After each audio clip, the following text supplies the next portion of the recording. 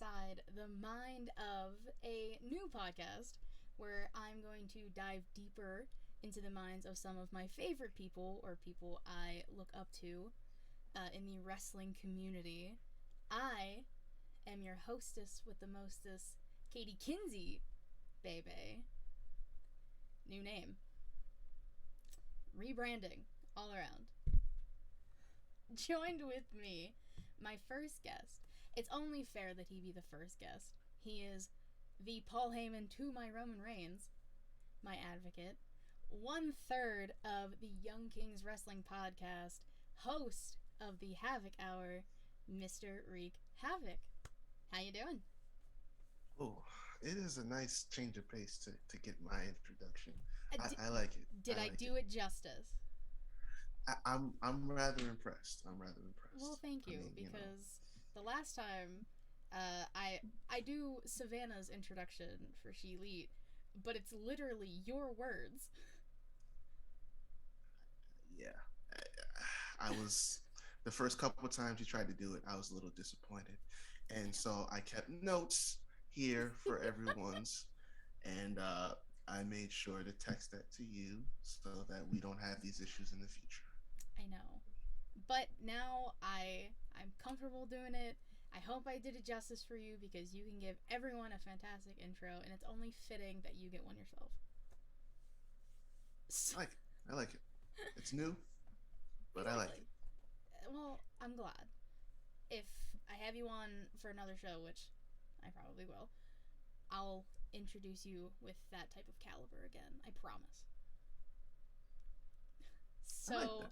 before I like it. I start asking you podcast related questions and then just other questions just to get to know you better, I feel like we need to talk about you being my advocate and how that kind of came about. Because people who aren't in the know are probably very confused by that statement. So, would you like to explain it or would you like me to? Okay, so obviously, as we talked about, you are rebranded and Mm-hmm. emancipated and all that good stuff because you got your start somewhere else. Mm-hmm. You were the new, hot new recruit at Smack Raw, and for what was it? Just at a year. A little over a year. Okay, just over a year. You were kind of the workhorse, and a lot of the stuff was kind of falling on you. And I noticed that. I noticed when people kind of, if you get left hanging, holding the ball for a while and stuff like that. So I like to offer help where I can. So I wound up doing I don't know how many Raw recaps with you and Kevin, and then Kevin fell out, and then it would just be me there with you. And well, I decided that if no one else was going to acknowledge the work that you did on a regular basis, because let's be honest, not many people did, I said I would take it upon myself to do so because, like I said, it's the work's getting done by this one person. Somebody needs to acknowledge it, so I will. I will be your cheerleader in that sense. And from there, just kind of, I don't know. I don't know where the idea came of it, but I worked the gimmick basically. I worked the gimmick for Mm-hmm. weeks and weeks, and then it just turned into a thing. So, but it's sincere because, like I said, I genuinely could see all that you were doing and how much you grew in what you were doing and how much better you got, how much more confident you got. So it's not hard to be an advocate to someone who continues to get better. It was real simple for me. Well, well, first of all, I appreciate that. Thank you. I didn't expect you to be like sentiment and like nice about it. I thought you were just gonna joke about how Kevin left me hanging multiple times. Um, Well, he did. he, true, he did. Uh, it started because you asked to be on a Raw recap, and I thought you were joking. But we added you last minute, and then I think it was like 3 weeks in a row. It was either the three of us or just me and you, because Kevin Yeah. something would come up with Kevin, and he wouldn't be able to. I think initially I had a rant that I had to get off my chest, and TC and I recorded Young Kings Wrestling the day before, so I'd Mhm. already did a show. So I needed a show to get my frustrations out. And I don't know what it was that happened that night, but I needed to get it out immediately. And I'm like, okay, you guys are on Twitch, you're streaming right now. Let me in so I can do some ranting, And some overtime ranting. I mean that's something you're known for, so it worked out perfectly. Yeah, yeah, essentially.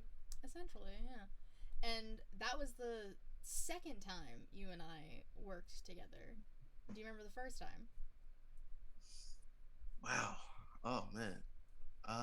We've done so many of these. I honestly don't. I know. Well, okay, I'll give you a hint. Well, I think it was actually the third time, but it wasn't my show. Oh, Smacking the Raw with Yep. Matt. Mhm. Oh man, yeah, yeah. Wow. See that was so long ago. I know. Yeah. I think I think you did the show with them once before, and I saw that, and that was one of the first times I think I saw you even like on any of the shows. I know you did Smack Raw like before that, but like I think one of the first times I actually got to see you there was on that show, and I was like, oh, she's new. She with them. She with the other show. Like, but yeah. By that time, I had gotten to know Matt pretty good, so it was fun because I was getting around to working with pretty much everyone, and I hadn't worked with you yet. Mhm. And I'm like, okay, well, let's get together, whatever. Let's do this thing. I'm always down to meet new people when we do this stuff. So it's a blast for me. Oh yeah. And then I got to do the WrestleMania. I don't remember what you guys called it off the top of my head. Mania Madness, Mania because Madness. it's themed after because we I don't know how we got around to do it. See, that's why I love working with creative guys because they always come up with new stuff. And this idea that they came up with, in the month of March is March Madness for college basketball. Mhm. So we got to March and we said let's come up with a bracket. Our thing is coming up with brackets for different ideas. We have the promo Madness bracket, the theme song Madness bracket. Mhm. Uh, it's good because we find out where everyone's heads at. So that year we did WrestleManias and had you on to do that, and it was once again it was a good time. It was a fun time. Representation Mania. Forever. Oh yes, oh yes. Not everyone is going to agree with that. That Nope. did not go over well. Nope. Um, but for me, I'm biased because I was there, so Me, I'm can't tell biased me shit. because women. There you go. There we go. And then, I mean, that was at least like 6 months ago. And now I have been on Young Kings a plethora of times. Yeah, We have worked together a handful of times. I mean, if it's not my show or your show, it's Smacking It Raw. Like the 200th yeah. episode that we did, which Oh God, we won't get into that. That is its own no, we won't. being. We will not. You want to hear about it? You go watch it. It's such a good. I just watched it the other day because it's so funny because so much happens. Yeah, in a sense. We'll leave it at that, and we'll let the people decide if they want to go Yeah, watch it. yeah. So, podcasting. You have two, or you're a part of two. How did you? I mean, I kind of know one of them, but how did you get your start into podcasting with Young Kings and then the Havoc Hour? Oh man. Okay. So it's really funny because I was not supposed to be doing this at all. It's real cliche, and I hate cliche, but it's the truth. I started podcasting just shy of 3 years ago, and I was doing it to help a friend. Well, a friend I had at the time. Uh, we were talking about sports, stuff like that. He needed a co-host. I said, "Look, I could talk this all day, every day.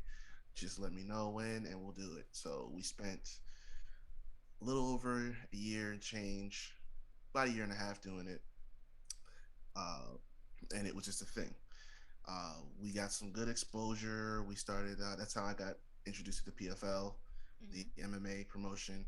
We went down there. We got credentials. We got to cover fights, interview fighters. I made a lot of connections there, And right towards the end of that year and a half, things change between people. I like to not dwell on the negatives, but Mm-hmm. I just realized I needed to go and do my own thing because I I caught a bug for it. I caught some enjoyment for it. I found somewhat of a passion for it. So I said, screw it. I had ideas in my head for a while because I was concerned I might have to go down this road. But when the time came, I said, okay. I talked to the guys at PFL, said I'm going to be doing my own show. And New Year's Eve, that day, I started just shooting content and stuff like that and putting some ideas together, sketching up some drawings and stuff like that.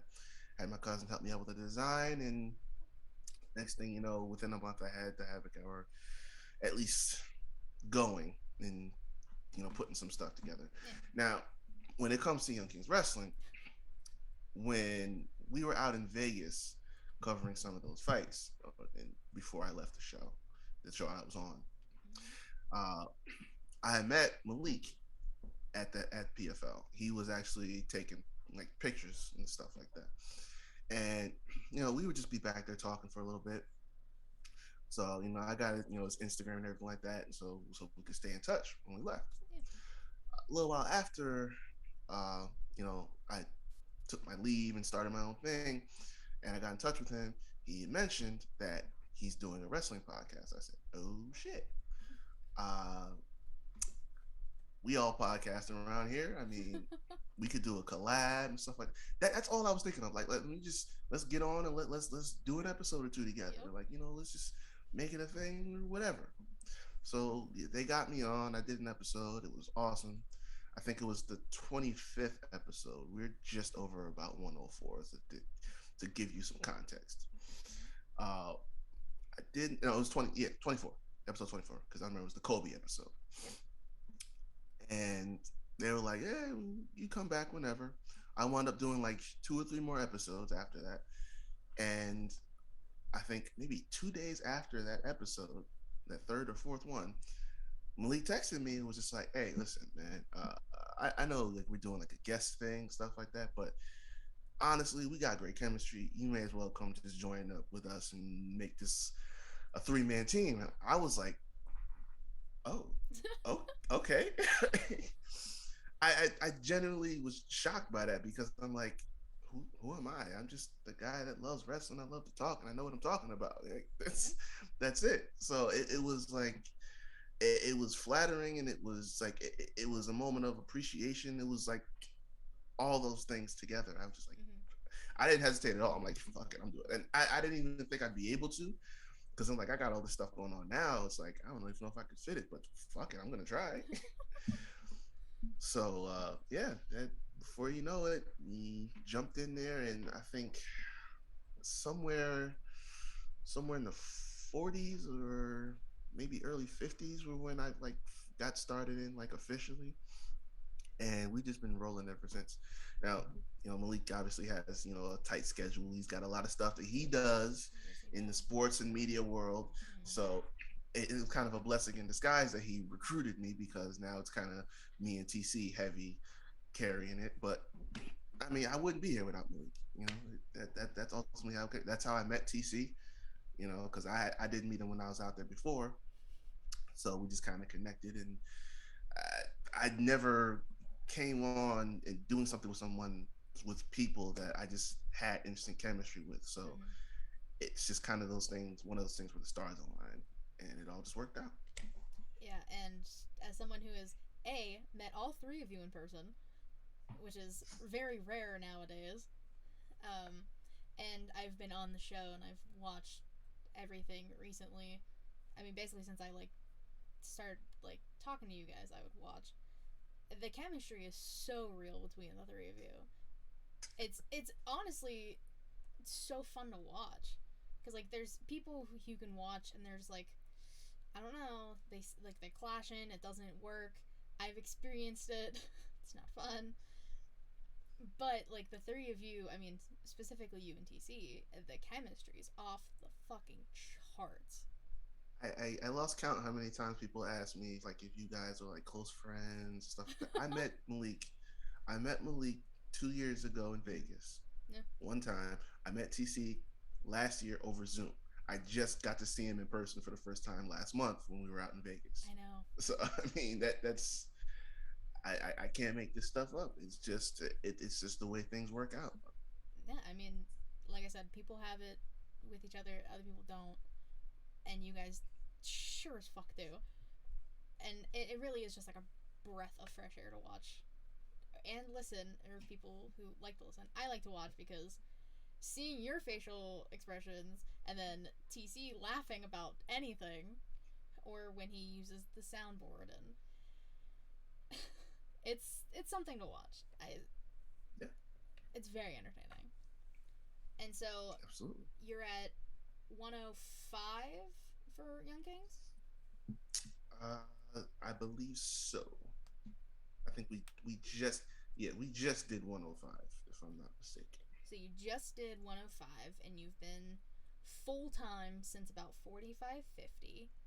And about Yeah. how many episodes would you say you have of the Havoc Hour?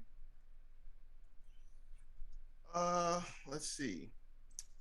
We just recorded. Well, you were there. We I just was there. recorded the third Star Wars episode Mm-hmm. for the sequels. That would be episode 30, and that's in the sequential numbers of actual episodes I did. I recorded a bunch of stuff beforehand just to kind of test the waters out Mm-hmm. and see like how I wanted to format it. Like I recorded a lot of footage that I did from the PFL championships. I recorded some like predictions and stuff when the playoffs came around, the Mm-hmm. NFL.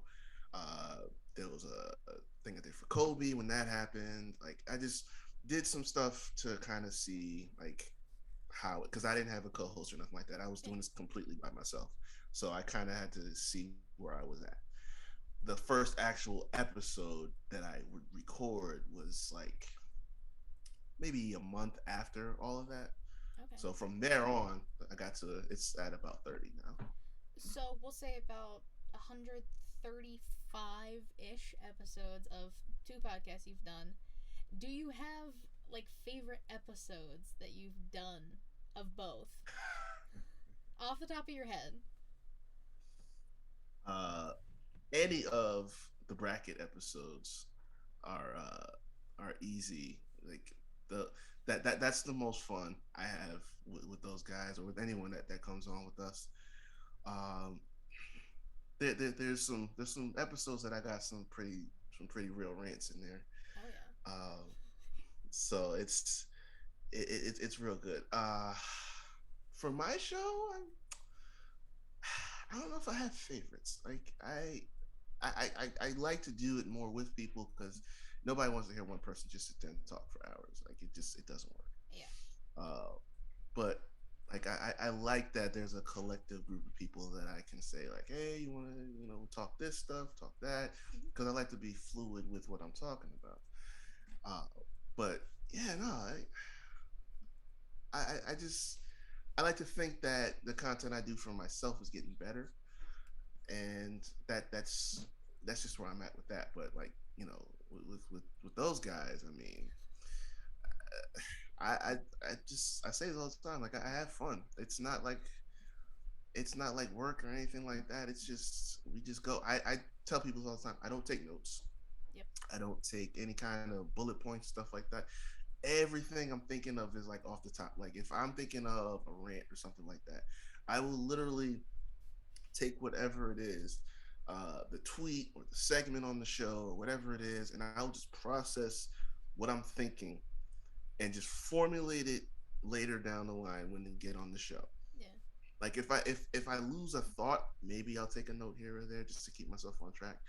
But like it's purely in the moment because I don't want it to sound generic. Like I have to say what I'm thinking and just channel that emotion into it every time.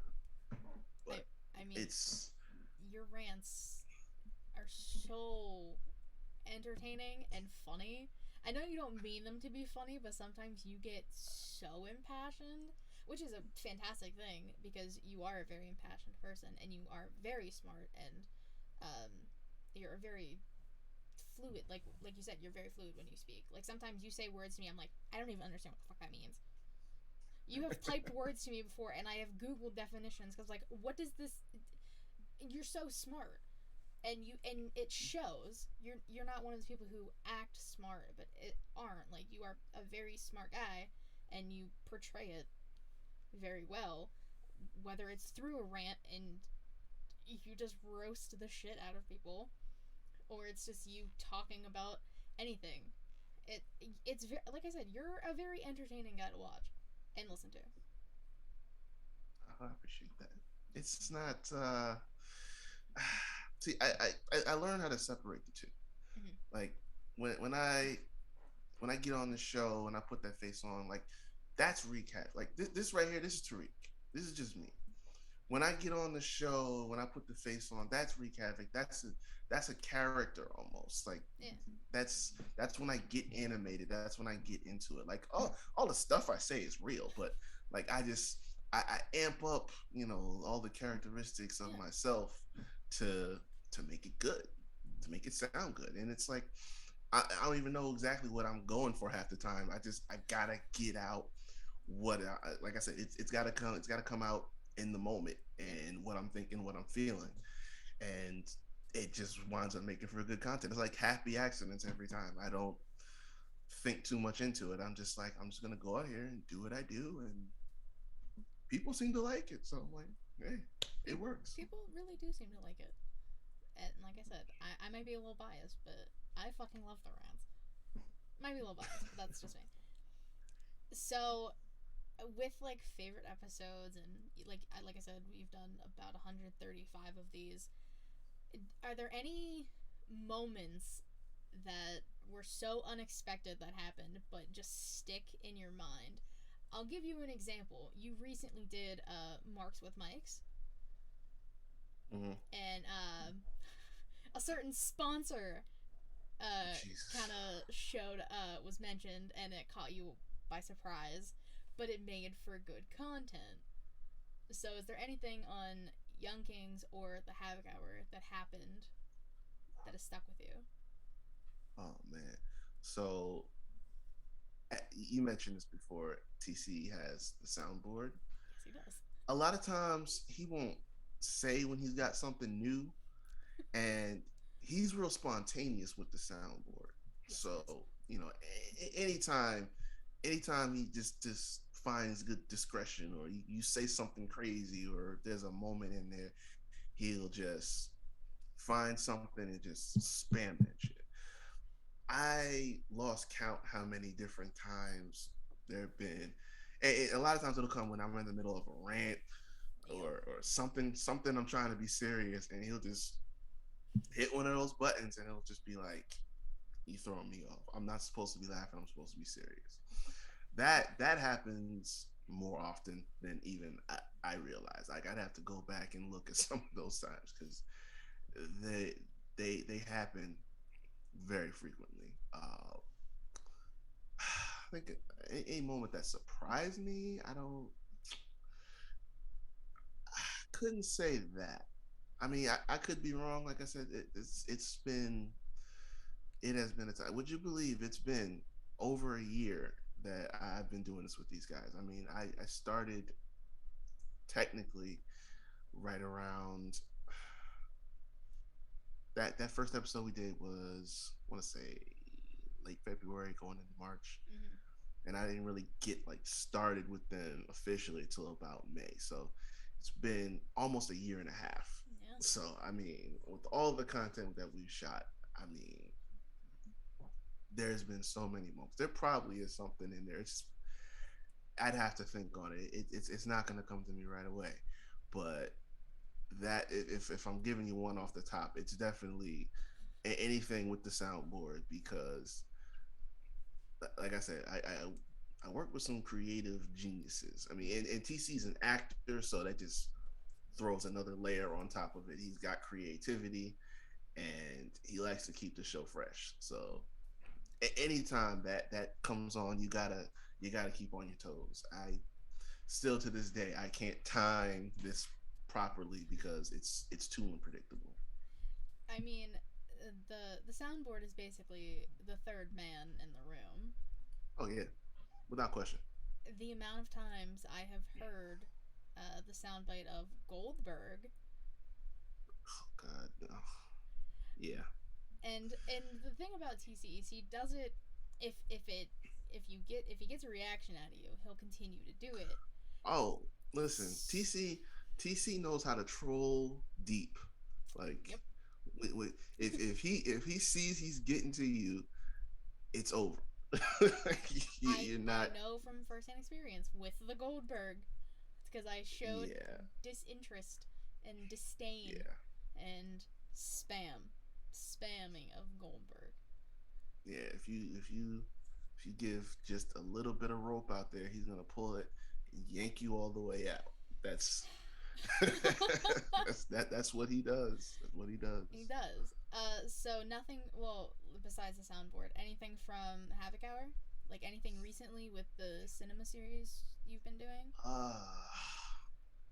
You know that's that's been a pleasant little experience because I didn't think I would get this much into that side of it. I was concerned that I would start doing this and it would be all about sports, even though I wanted to include movies, TV, whatever else, Mm, anime, video games, whatever people want to talk about. yeah. I like to keep it inclusive because that was the issue I had with last show I did before this. And so bringing Matt on to do like the horror movies, and then when we found out that you had never seen Star Wars before, which is yeesh, that just kind of spun it even further. So I mean that's really been a nice wrinkle. Like now I have to kind of catch up with the sports stuff because I've done so many of these here. Man, let's talk about my own show. Yeah, I can't think of surprises or things I didn't expect really. Um, I love having new people on that I haven't had on the show before. Like obviously at this point you've been there the last what 6 straight or something like that. Something like that. Like Matt's been there. TC's been on with me. Malik, some of the other guys that I've worked with before. Uh, Everybody brings something different. So Yeah, I kind of the one thing about me is I adjust, you do. and it just that's naturally how I am. Whatever the scenario is, I adjust to it, and I try not to get caught. Get to a point where things catch me off guard and I'm not prepared for it. I try to Yeah. stay balanced about it. And as a again unbiased opinion, I think you do a very good job of it. I feel like I've worked with you enough in different scenarios to see your adaptability.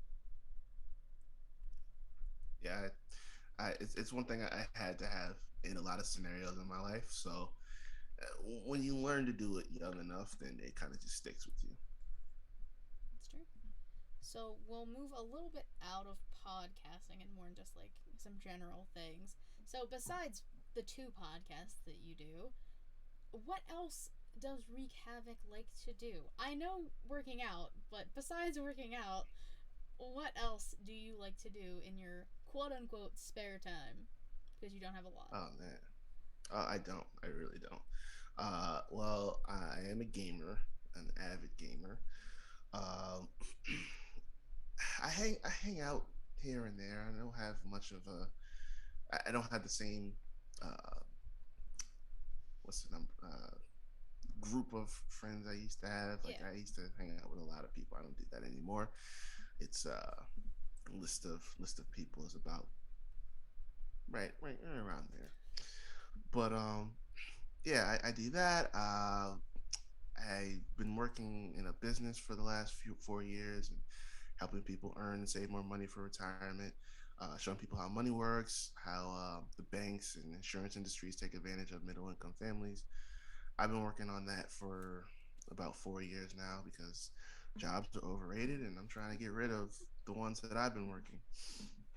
Um, but outside of that, I mean, it's just I spend a lot of time, with family, and it's funny. Actually, it's time moves really fast for me, and I don't really notice it. A lot of times, I don't know what day it is. I just gave my sister her first driving lesson the other day, and like I didn't even process it until like earlier today. So I mean, that's the bulk of it. I spend a lot of time in the gym because that's just my thing. I was not the biggest of kids when I was Mm-hmm. growing up. I was real scrawny. I would get bullied from time to time in a lot of different scenarios, and Mm-hmm.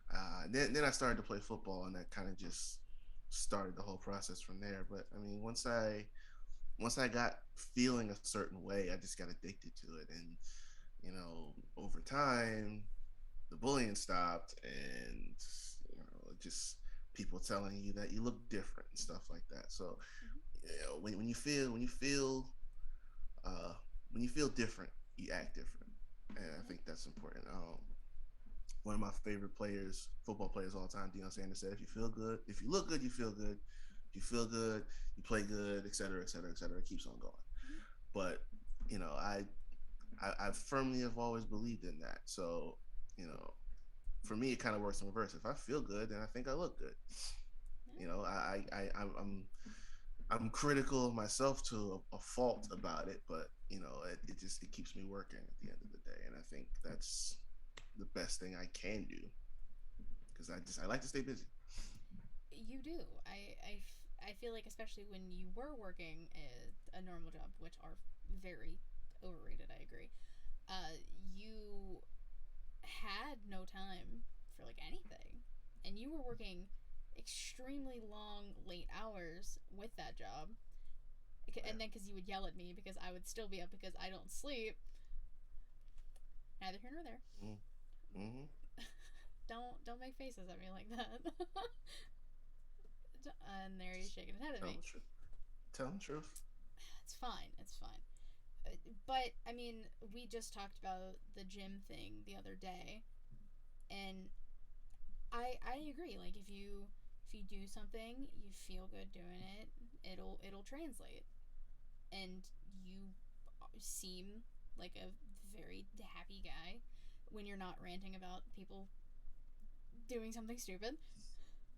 So clearly It's something's working behind the scenes in some aspect. Either you're putting on a fantastic face or you're truly letting it shine.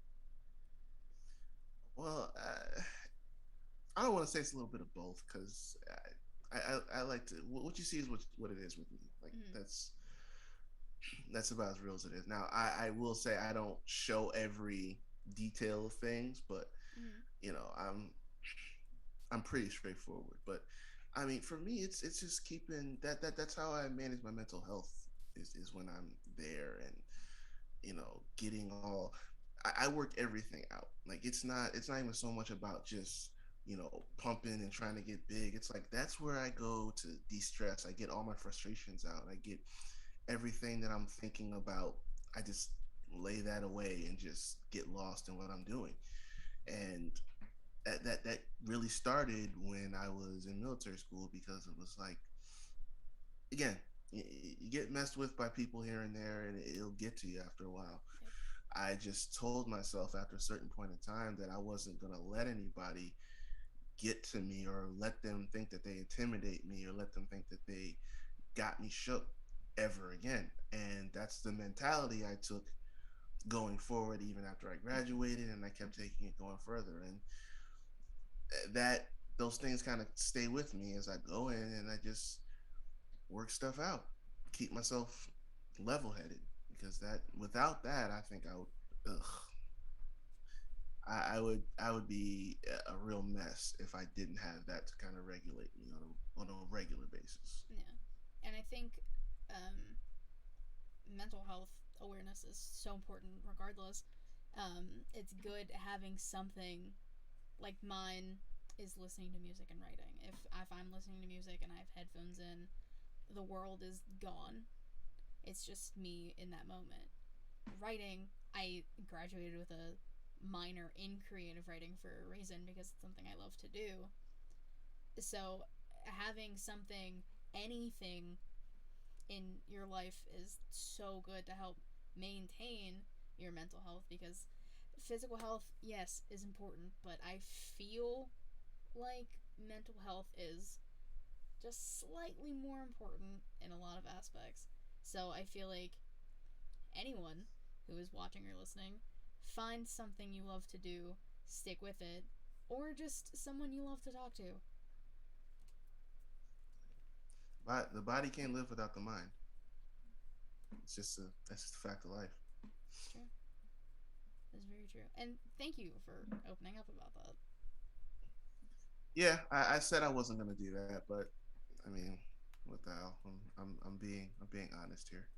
And I appreciate it and know other people will too. So again, thank you. So we'll move on to a lighter topic.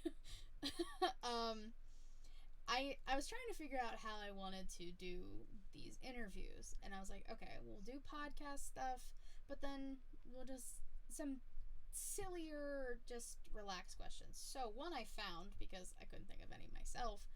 If you recap could have a dinner with any three wrestlers, dead or alive, who would they be and why? God. Uh, so I'm probably gonna be a little basic here, All but right. I mean, it is what it is. Uh, First and foremost is rock because I mean that's where it started with me. That's where I grew up.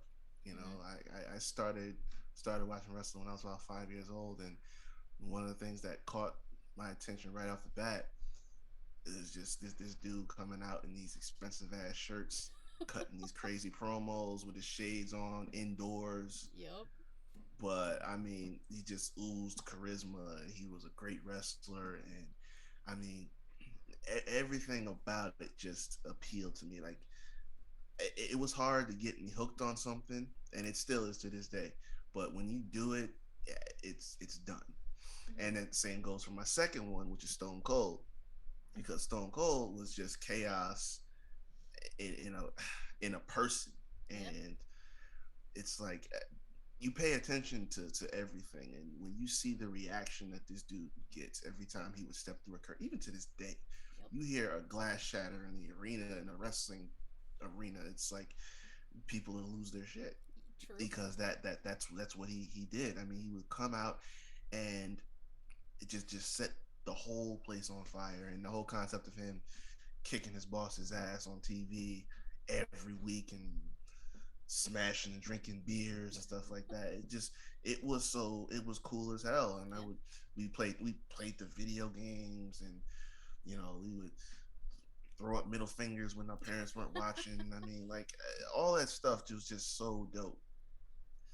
Uh, but no, like I as more as I've gotten to see them as time gone on, like Rock is now like the highest paid actor, the biggest actor in Hollywood, and Mm-hmm. you know, Stone Cold, got out of the business, and worked on some other projects. He's been on TV. It's just, you see how different these guys really are outside of their crafts and Yeah. stuff like that, and how knowledgeable they are.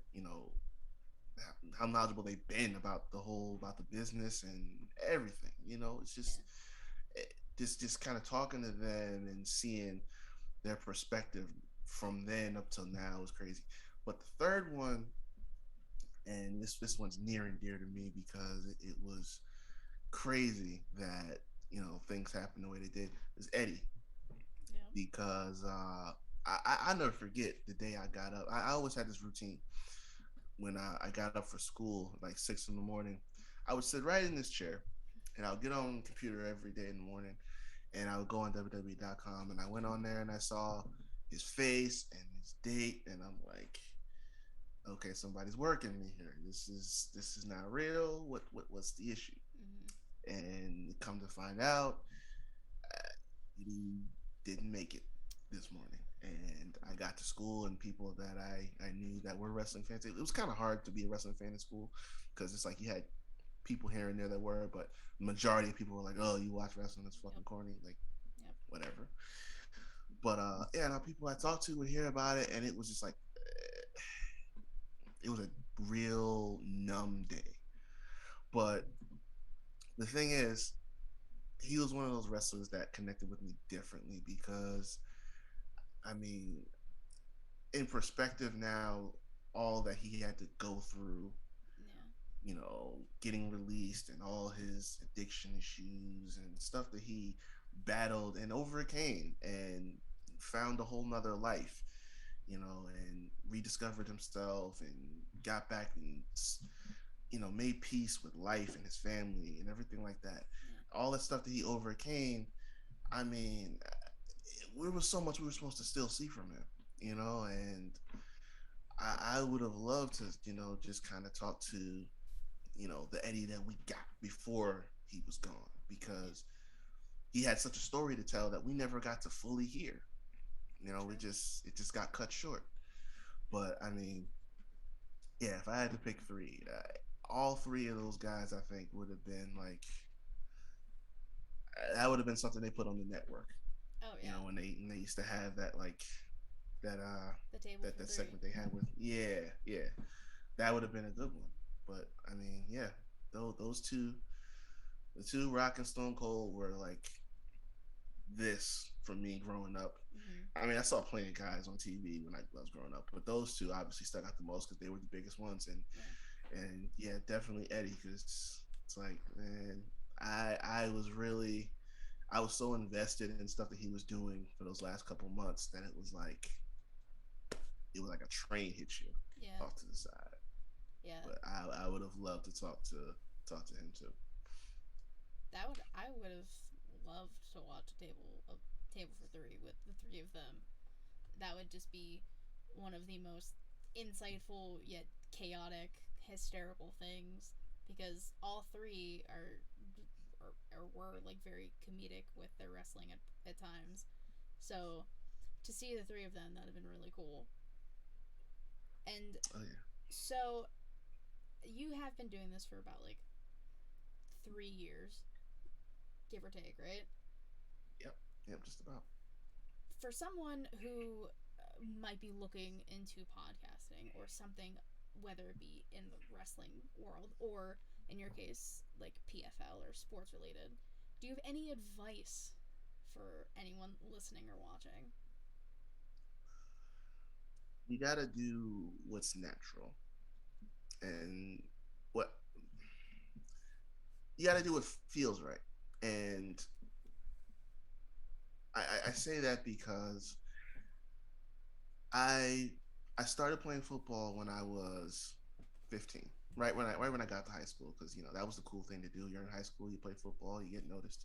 Didn't work out for me that way, but I started doing that and I fell in love with it. I There's so many things that I started and I never finished that I would get involved in but never see all the way through. Football was the one thing that I gained my first love for and I really followed it. And to this day, it's my favorite sport. I could talk about football with anybody, Yeah. high school, college, pro. I started watching MMA. I had seen it on and off, but I'd never gotten invested into it until about 2013, right around there. Okay. Um, from that point on, when I first watched, that was I saw my first actual like pay per view all the way through. From that point, I was hooked. So whether it's UFC, whether it's Bellator, whether it's PFL, I didn't even learn about PFL till that year that we started covering them. So, Yeah. uh, but whatever it is, I love to sit there and watch it and talk about it. And that's just a happy accident that we wind up going to cover that stuff. So, and the same goes for wrestling. Like I said, started when I was watching. I was 5 years old. I'll be 29 next month.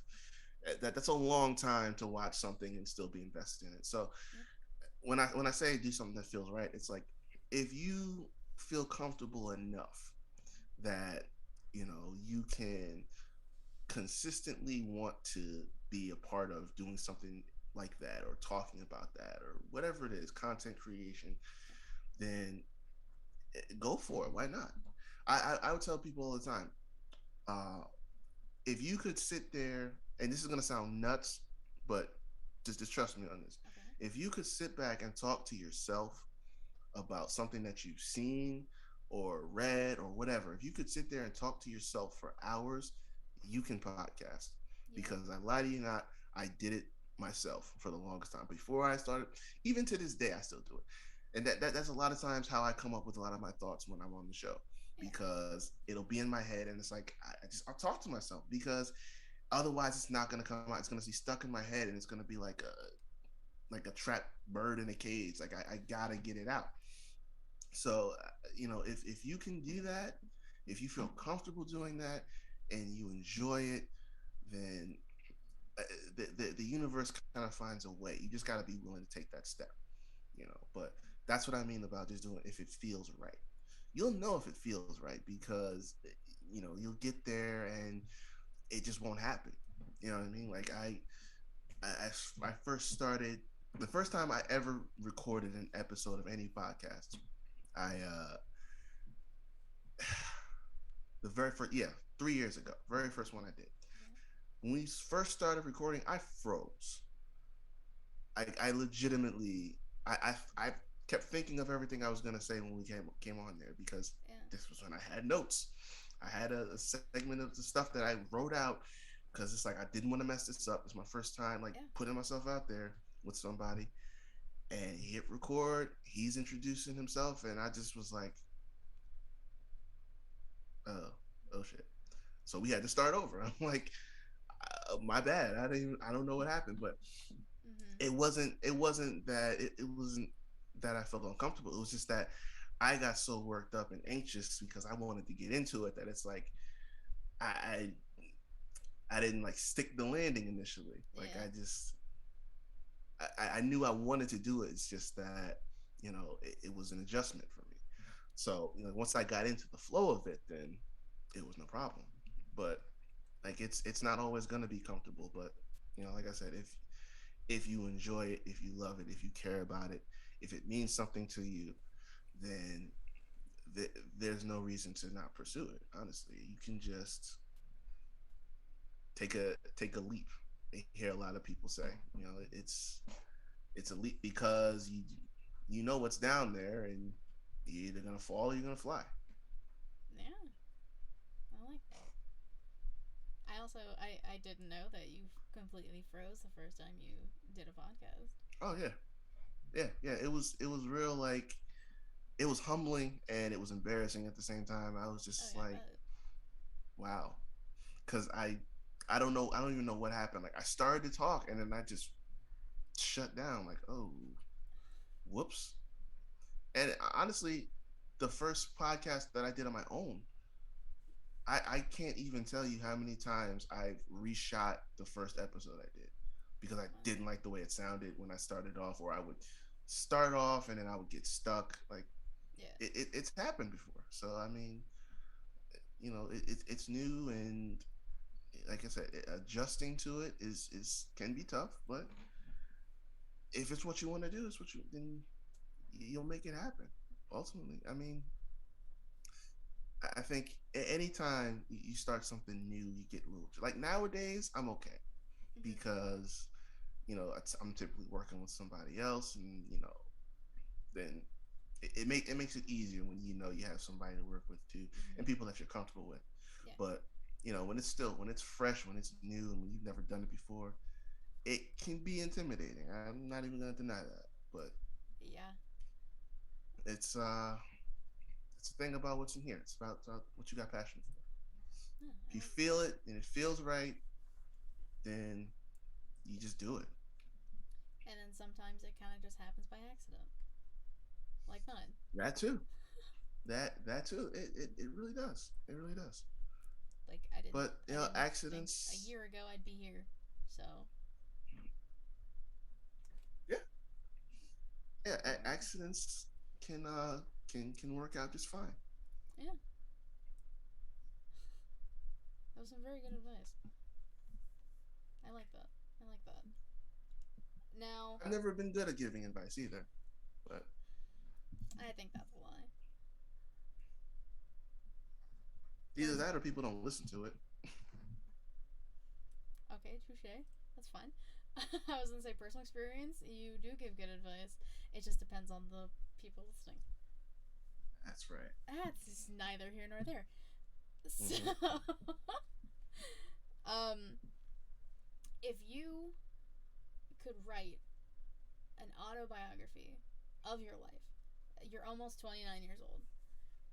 What would be the title of that autobiography? And you can explain why or not. You do not have to. Oh man, I've had that in my head for the longest time, and I settled on this, and it might even be my first tattoo. Uh, Oh, it'd probably be called "The Road Less Traveled," okay. and just to simplify it, it's because that is the story of my life. I've never been one to follow like someone else's patterns. I've never been one to do things the way other people have done them. There was a time when I was young where I tried to fit in and I tried to be like other people because I didn't know who I was. Yeah. And then, you go to military school and everyone does things the same and you have to walk the same, talk the same, dress the same. You find out who you are. Yeah. When you find out who you are, you don't want to do things like other people. Mm-hmm. And that goes for like even for my parents, for my friends, anything like that, people that I know. I don't like doing things conventionally because we're all different. We all have our own paths in life, and I believe that if you're going to do something special in life, then you have to do it your own way. And plenty of people throughout history, whether it's in entertainment or in whatever field it is, authors, athletes, whatever it is, they they'll be the ones to tell you they did things their way, and that's how ultimately they came to be who they were. If you knew who these people were, if your favorite actor, your favorite singer, whoever, Yeah. they'll tell you it wasn't conventional. A lot of times people don't do things the way that they're supposed to. They Mm-hmm. don't follow the path that gets put in front of them. It's like, who really follow? I've never been one for following rules. That's another thing. I'm not a rule person. I've always hated it. I've always been enjoyed the thought of being rebellious, but it's like, doing stuff normal is just not for me. It's never been. So, when I think back on it, it's like it is the road less traveled. But people say it. I hate that term too. It's like it's less traveled because less people have the courage to do it. People Yeah. are too afraid to do it. They want to stay on the safe side. They want safety nets in life. I never operated well with safety nets in life. I operate when I just, like I said before, you take a leap and you fall, you fly, and that's just been a constant theme going. I get into it with family and all this other stuff all the time because it's like, whoa, why are you doing this? You keep doing that. I don't want to do that. It's like I don't just because you did it doesn't mean I have to. Yep. You know, so and that's just the attitude I've had for years now, and I don't regret it. It's not easy. I don't recommend it to people, and that's why I think the book would be called that, because I'm not sitting up here ever going to tell somebody to follow what I did, because again, everybody's different. Yep. But I learned for myself that conventional is not for me, Yeah. and I needed to figure out you know what I was doing on my own, and you know it's still not done yet, but I know that I couldn't be one of those people that say, well, this was laid out for me to do and I followed every step to the ladder. No, screw that. It's my story, so I'm gonna write it the way I choose to, and I'm still writing it. So Yeah. that That tells you all you need to know right there. I like that though. And I mean, you are only turning 29 next month. Yeah. Oh yeah. I was trying to think of when I'm putting this up. It'll still be September. Yeah. So next month you're turning 29. um, Yep. and I can't wait for you to get a tattoo because that's something we've talked about before. So personally, I'm just Yeah. excited because I love tattoos, but this isn't about me. So like we have mentioned many times, you have Young Kings Wrestling and you have the Havoc Hour. Anything coming up within the next few months that you want to tell the people about or give a little teaser about? Uh, that's a good question. Uh, well, just outside of like the regular episodes, I mean, we usually record with TC every Sunday. Mm-hmm. Uh, I've I gotta get a more consistent schedule with my show, but it's. I mean, you guys are keeping me busy, so I mean that's not an issue anymore. Mm-hmm. Outside of that stuff, I know next month is the PFL Championships. I'm hoping to fly down there and cover it in person because they've been doing it all over Zoom. I'm not a big fan of that. I got some content I got to upload and it's up on my page now, on the YouTube and stuff like that. Yeah. But it's not the same as getting to go there because those events are awesome, and I met a lot of people there.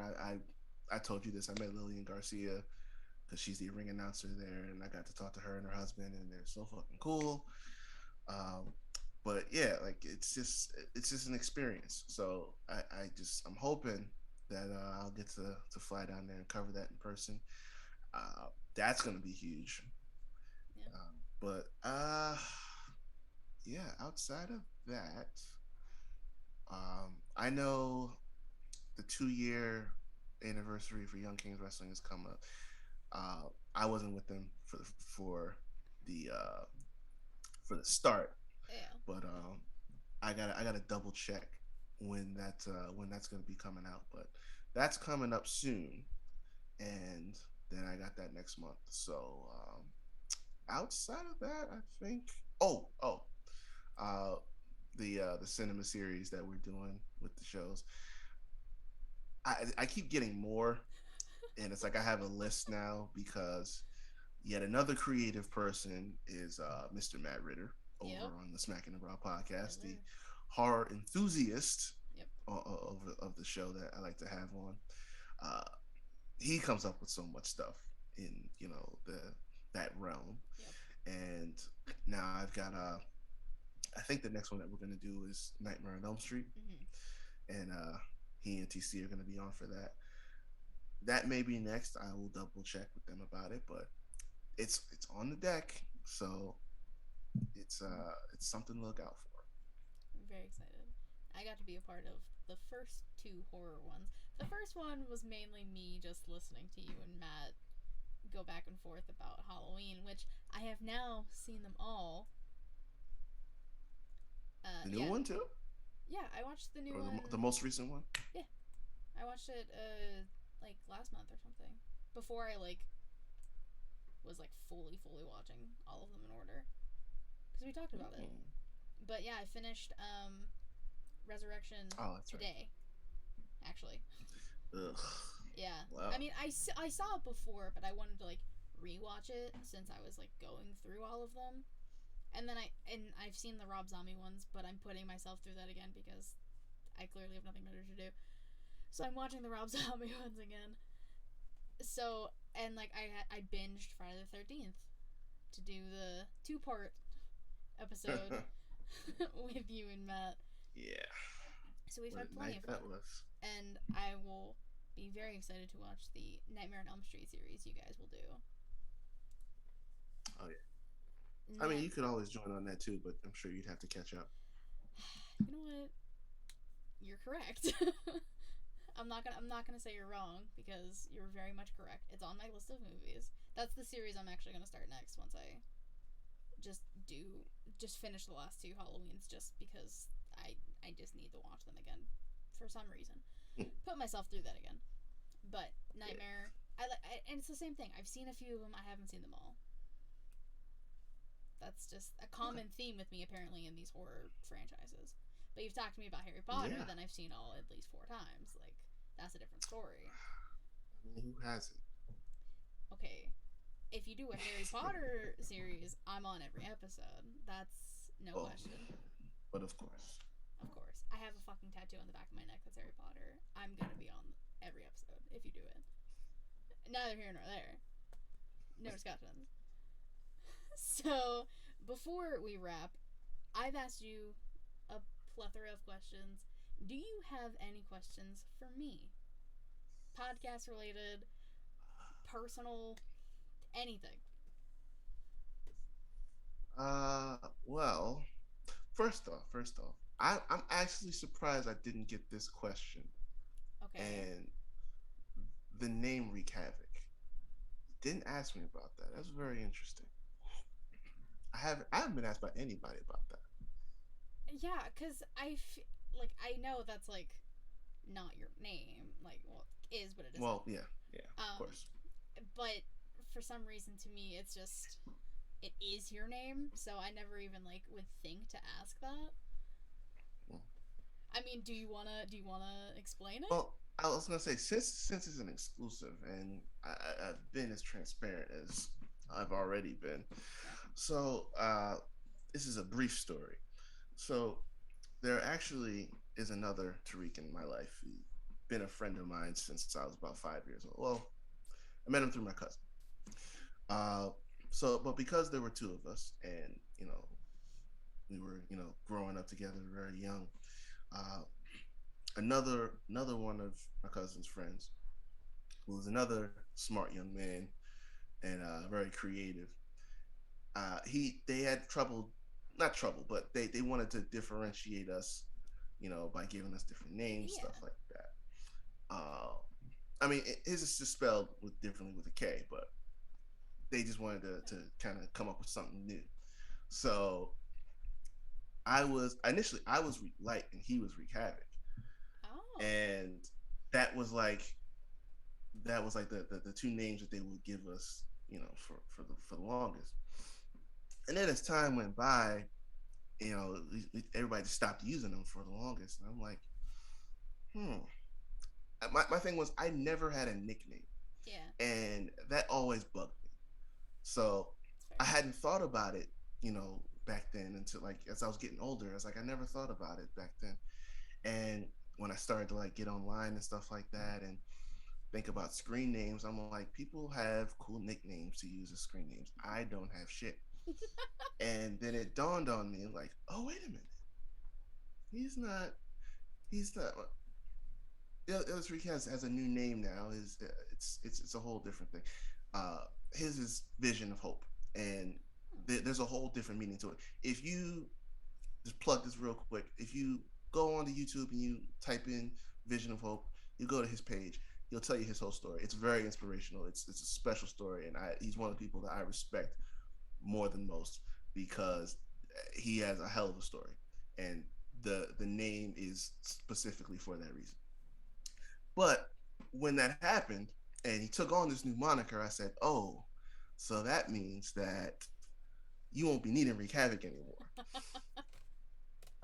And once that was established, I said, "Okay, cool. Let's see how long this sticks."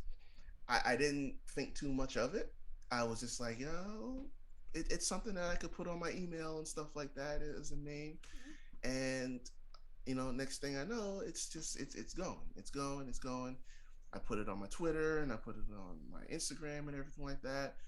And when I was coming up with like ideas and names for the show, that's when I said, oh, this is really gonna work because the first name I came up with was the Havoc Hour, and I was like, Uh-huh. this is gonna be my name now. There you go. And I mean, when I was podcasting, like I would like kind of throw the name out from time to time, but the more I kept saying it, it's like, well, if I have my own show, I'm not just gonna come. say my real name. It's corny as fuck. It's not gonna hit. So I fully embraced it once I came up with the name and the Yeah. concept for my own show at that point in time. And from then it's just It's stuck. I mean, yeah. people think it's like probably your real ass name. Like I always forget it isn't. Oh yeah. Yeah, they do. Absolutely. Oh, and there's also like a another idea of it, but ugh, I like to forget this part of it. Uh, it it all started me taking the name when I thought I was going to be a rapper, and it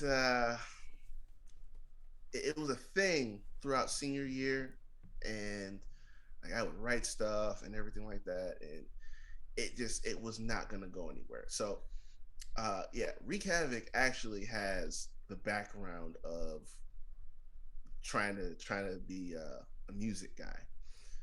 And so, you know, when that didn't work, I like kind of set it off to the side as just a screen name for a while before I brought it into podcasting. But uh, those are like those are like the hidden origins of it. I don't like to bring that up because that was That was. I mean, if you could see my face, I was shocked. yeah, I love that though.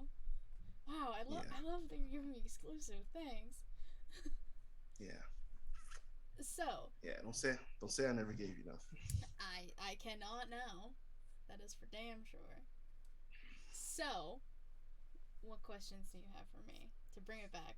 We'll take it Uh off you for a minute. okay.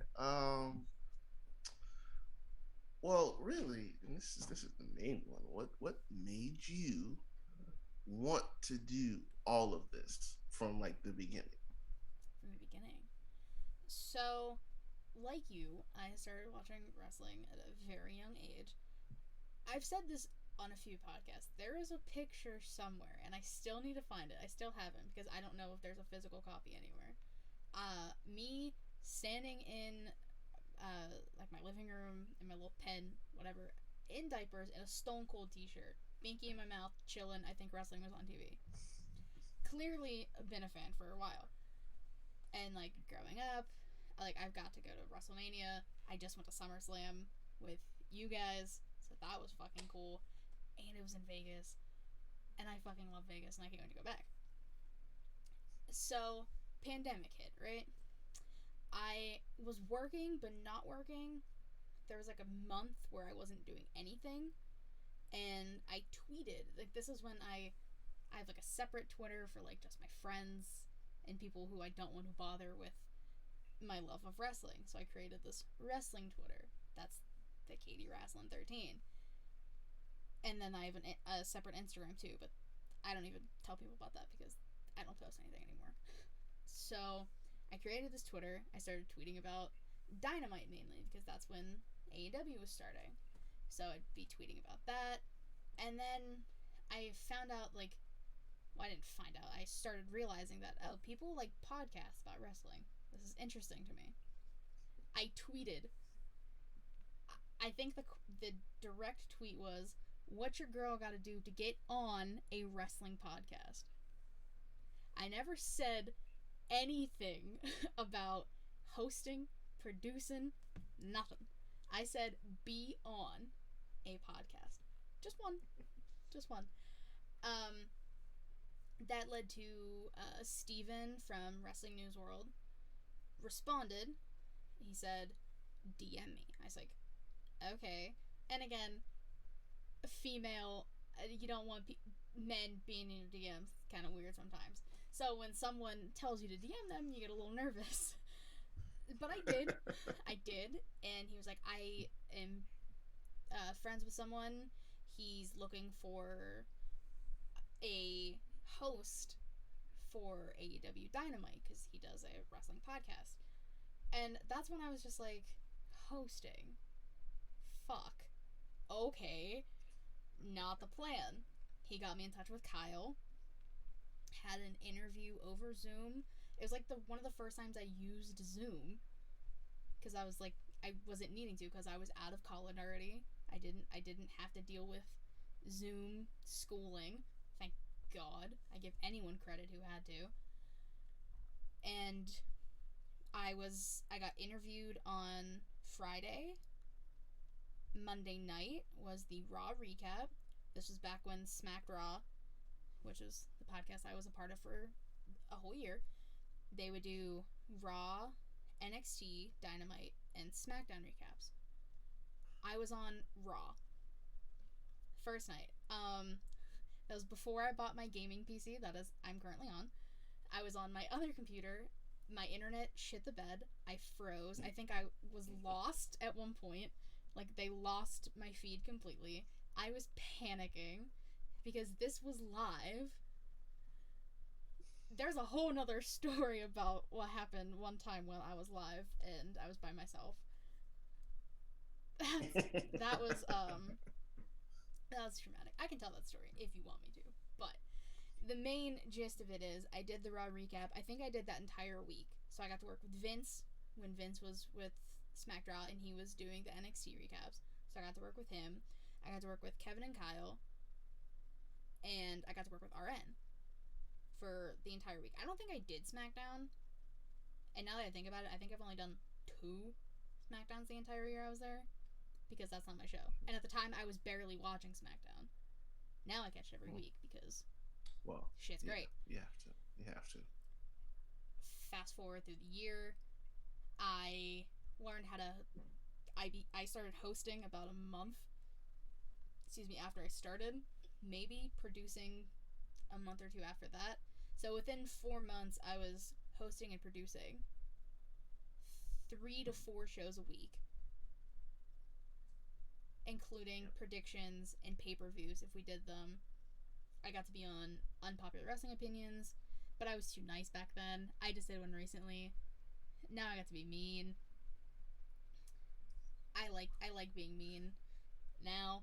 I also just had a bad day that day, so Kyle just happened to message me and be like, "Do you want to be on?" I was like, "Yes." I have some frustrations. I would like to just be mad at people. But then in May, we went on hiatus after Smack Raw hit 2 years. During that time, ShElite Showcase became a thing. We brought on Savannah.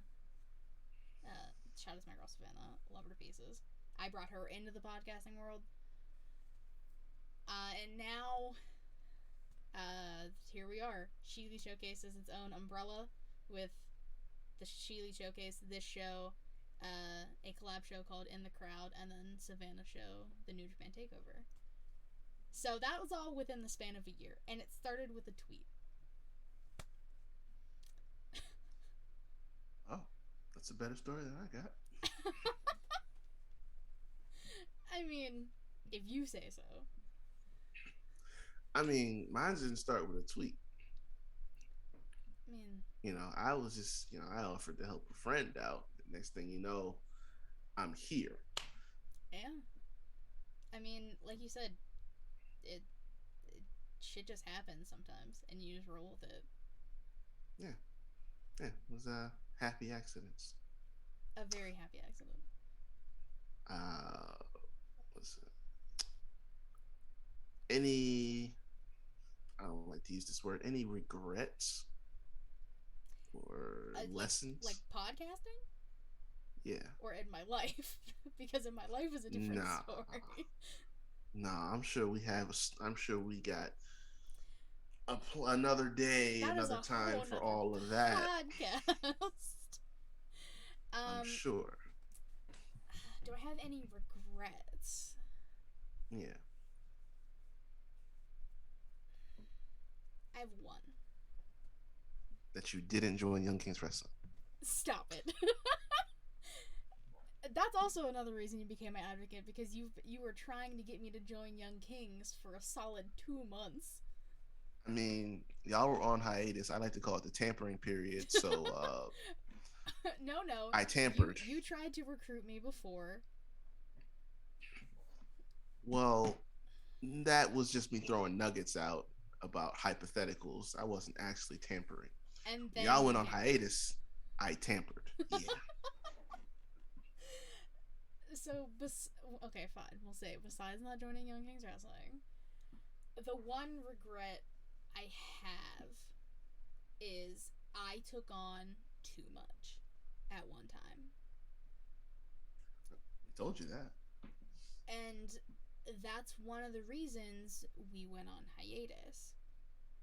Whether Kyle will say it or not, that was a big reason because I was physically and emotionally burnt out. Like I said, I was doing Raw recaps, so going live. I was doing NXT. I was at one point I was also doing Dynamite until we switched things up. I was doing those three shows basically back to back to back. And then I would do predictions, and then I would do a pay per view if I needed to. And that was a lot of, and like I learned I learned how to do OBS like in like a week. So it was doing everything with OBS and then uploading, and then I had to learn how to make thumbnails. So I was doing this consistently for about 5 months, at least 3 days a week. Before I got my wisdom teeth taken out, I did 6 shows because I knew I was only going to be gone. I was gone for a week, and I did 6 shows before I was gone. I almost did an entire week, but my computer or my internet decided to not work after the Royal Rumble. So that's why I didn't do that. So I just took on too much because I wanted to, I guess, prove myself because I was the newest person that within the Smacked Raw fam group chat, I was like the newest person. I was, as you have dubbed me before, Rookie of the Year, which I still greatly appreciate. I was the newest person, so I was like, I gotta, in my mind, I was like, I gotta step up, I gotta do this, I gotta prove myself, and clearly I did, at the expense of my health just a little bit, but I'm fine now. I'm good now. Like having this, I was a little stressed getting this together, but Oh now yeah. Oh yeah. How's the hand? the hand is okay. That okay. The hand wasn't my fault though. That happened at work, and I have a bruised tendon, so there's literally nothing I can do for that. Oh, Oh, I didn't tell interesting. you that. That's awkward. Yeah, I went to the doctor like 2 weeks ago as just like another checkup because he wanted me to, and he said I have a boxer's knuckle, so I basically have a bruised tendon. And I said, "Oh, good. How long does that take to heal?" He said, "About a month." So I occasionally and a lot now still have the pains in my hand and my knuckles. So that's neither here nor there. But my regret is I took on too much at one time, and I just overworked myself. I would say that's my regret. Yeah. Well, I think we all could have told you that, but I was you too wouldn't have stubborn to listened if we listen. did. So Exactly. exactly, I Exactly. know my faults. But I did say that there was a reason why I gave you all the credit and accolades that I did because that's your mindset. When you have that mindset, it shows, Mm-hmm. and that made it, like I said, that made it easy for me to be an advocate because you showed more than you spoke about, and that's something that I'm a fan of. I'm not. People don't need to do all this talking. You just do what you do. Yeah. That's what my motto is. Yeah. Well, again, I appreciate all of the. I still remember the first time you gave me like one of your grandiose intros, and I was like floored. I was like, "What just happened?" That was incredible. And then you proceed to up your game almost every time, so I can't be mad at it. Yeah, yeah. That was when I started channeling Paul Heyman because Mm-hmm. it was just like I had to make it sound like really good, but I just that's one of those guys that I admire when you watch watch this for so long Yeah. because The guy never gives less than 110 every single week.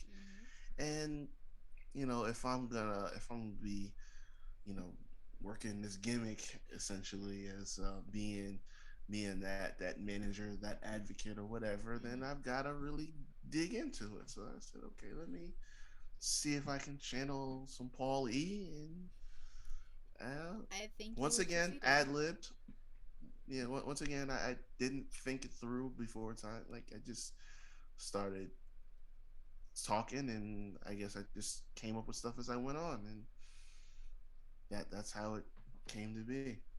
Now it's like I've done so many that I have to start jotting them down so I don't forget them. Yeah, that's very true. Did you have any other questions you wanted to ask me? Uh, no, not really. No, or not You, really. I don't think that's. well, I mean, listen, you've tended to be an open book, so it's not like Yeah. there's a lot that I haven't learned thus far when it comes to you. Plus, you're asking me all the questions. Okay. I. It is weird that I am such an open book because in outside of this, I'm really not. Mm, interesting. That's another session for later. You can dissect that if you want at a later time. Oh, we will. I'm pretty sure we Oh, have. great.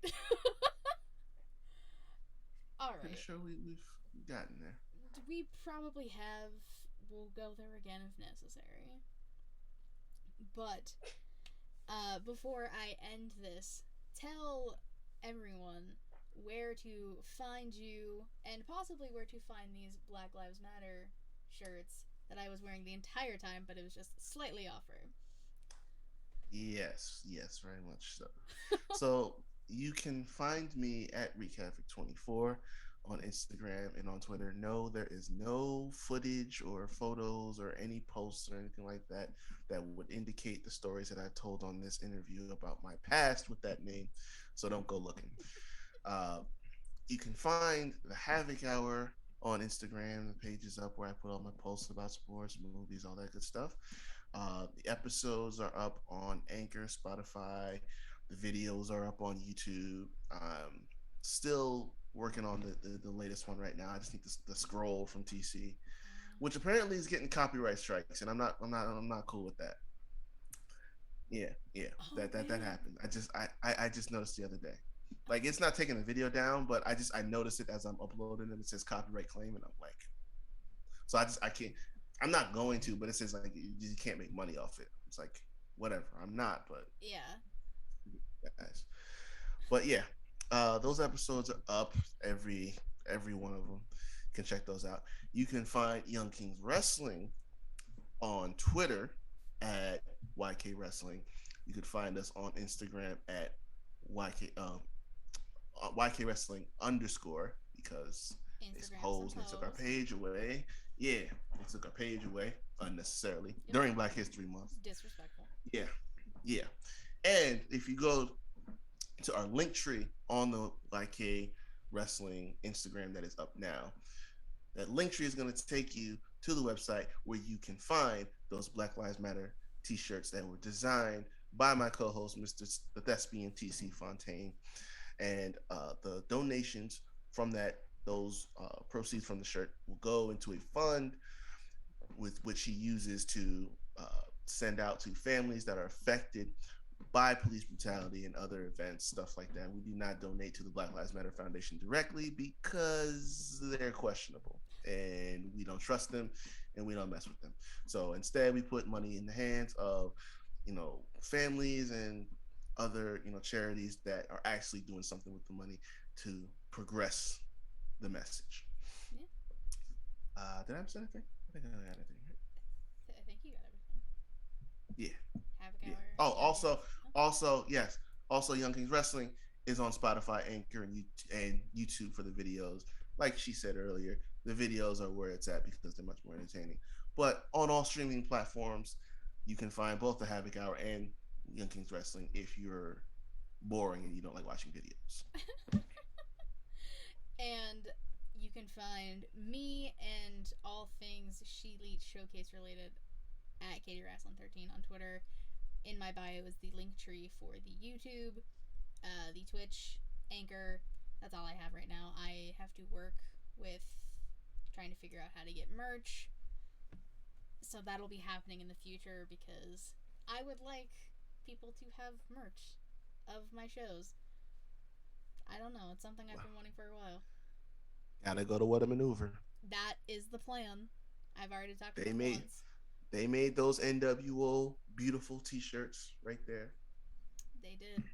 And I have talked to them before, and there's some things they wanted me to change with the logos. So that's just haven't had time to like sit down and do it. But I will. That'll be in the link tree too. I just appreciate everyone who has stayed and listened to this hour and a half interview. And there will be more. Don't you worry. I'll just say it now. The next person in this series is going to be the warden himself, Matt Ritter. Oh my god. Oh, I can't wait for that. So when that comes out, I haven't decided when I'm gonna like post these yet. That will be the second one in the series. So again, thank you everyone for watching and listening. We will see you at a later point in time. Bye bye.